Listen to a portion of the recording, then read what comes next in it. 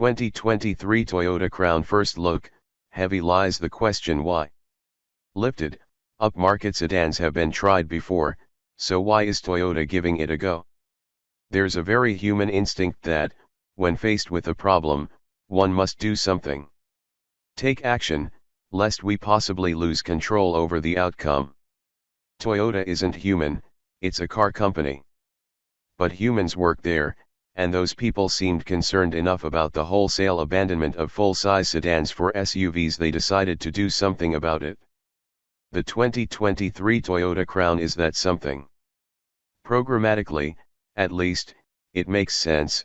Full-size cars like the Avalon, which Toyota recently discontinued, might as well be invisible to most buyers because, well, they're low to the ground and very much not SUVs. So, why not make a sedan taller, creating a swoopy four-door that is neither SUV nor car with a trunk, no less? It's a curious choice that'd be bold if not for the ample historical evidence that such a vehicle isn't the genius white space opportunity Toyota thinks it is.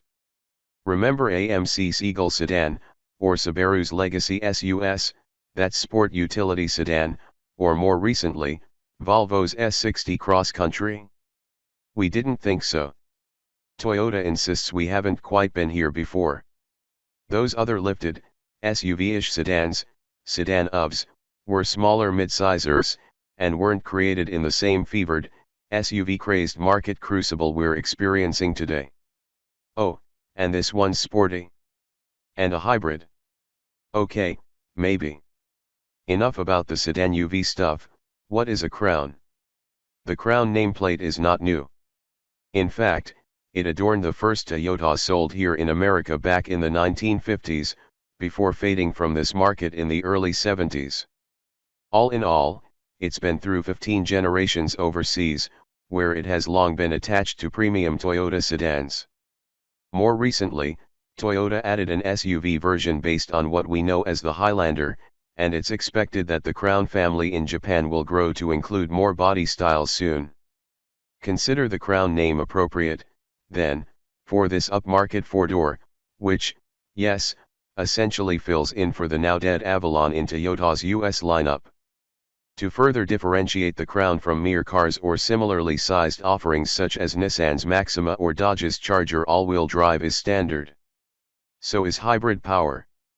On the entry-level Crown XLE and mid-level Crown Limited, that hybrid power is delivered by the latest version of Toyota's 2.5-liter four-cylinder-based gas-electric combination, similar to what you'd find in the RAV4 hybrid crossover. Final power figures are forthcoming, but look for something in the neighborhood of 236 HP between the dual front electric motors and gas engine and the separate, third, electric motor that independently powers the rear axle. Toyota expects this combination will deliver up to 38 mpg combined. Step up to the range-topping Crown Platinum, and Toyota swaps in a hybrid powertrain geared towards sportiness over efficiency. In goes a new 2.4-liter turbo four-cylinder and 6-speed automatic transmission combo with an electric motor standing in for the torque converter, plus a larger rear axle motor. This layout mimics that on the new generation Lexus RX's 500 HF Sport trim, although instead of 367 HP it delivers 340, along with some 400 lb-ft of torque. The Platinum also has a Sport and Drive Mode. XLE and Limited models top out at Sport and paddle shifters for its automatic transmission. The XLE and Limited, like other Toyota hybrids, have a planetary-type continuously variable automatic transmission tuned for smoothness. Fuel economy drops to a combined 28 mpg, perhaps a worthy trade-off for the huge power. Toyota says the Crown generally and the Platinum specifically are tuned for sportiness, although both also prioritize quiet operation and comfort with standard acoustic front glass and a thick noise-absorbing matte lining the firewall. If those sound like disparate and conflicting goals, well, consider them on brand. You're talking about a vehicle that can't figure out if it's an SUV or a car. Internal strife seems to be its thing. Swoop, there it is. The Crown itself is big. Think Avalon big. It is 194 inches long, 72.4 inches wide, 60.6 inches tall, and its wheelbase stretches 112.2 inches. Those dimensions are all just a hair smaller than those of the Avalon, save for the height, which is taller. Toyota says the Crown sits 4 inches higher off the deck than a regular sedan, which we take to mean the Avalon. The rear seat area is commodious, and even the Crown XLE rides on 19-inch wheels. In a Toyota First, the Platinum wears standard 21-inch rollers. Toyota also will offer a two-tone paint option on the Platinum only, which slathers the hood, roof, and decklet in black paint, in case the whole lifted giant sedan look weren't bold enough for you. Underneath, its platform isn't shared with other Toyotas. Instead, its TNGAK bones are closer to those of the new Lexus RX crossover. Without poking further fun at the Crown's oddball format, it has some presence in person. The shape is very sleek for a Toyota sedan thing, and while the detailing is a bit strange, it's not an incohesive design. There is a full-width, thin tail light, along with slim headlights. A contrasting color panel on the lower door area breaks up the otherwise slab sides, and the mouthy grille is distinctive. Of course, nearly 100% of that mouth is not actually open, only a thin section below and nostrils on either side of a central front crash sensor are perforated to allow air into the nose. Inner realm. Every Crown is loaded with glamorous tech, including a 12.3-inch digital gauge cluster and 12.3-inch touchscreen running Toyota's latest audio multimedia software. This easier-to-use, snappier-looking interface first appeared on the 2022 Tundra pickup and is rapidly proliferating throughout Toyota's lineup. A thin row of climate control buttons live beneath the screen, as does a central volume knob.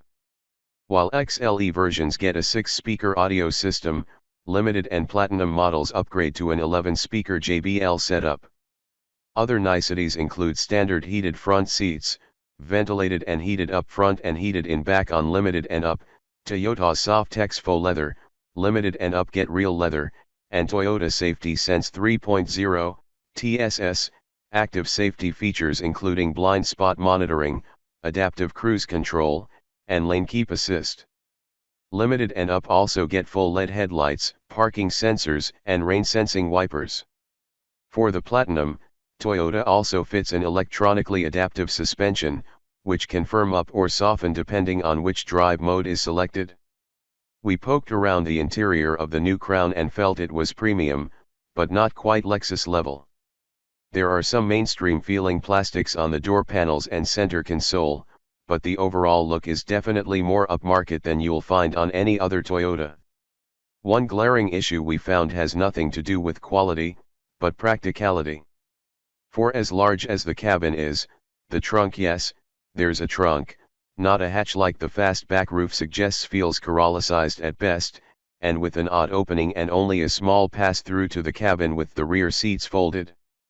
Whether this combination of supposedly sporty, or at least powerful, hybridness and tall sedanness is something buyers are looking for remains to be seen. What we can say is that Toyota's conviction to do something for full-size sedans is as admirably human as it is abnormal. The logical thing for an automaker watching shoppers abandon one vehicle segment it no longer serves for another it has more than covered would be to step out of their way. To do nothing but hold up a big sign for the RAV4, Highlander, or Sequoia. Instead, the Crown will arrive in dealerships this fall.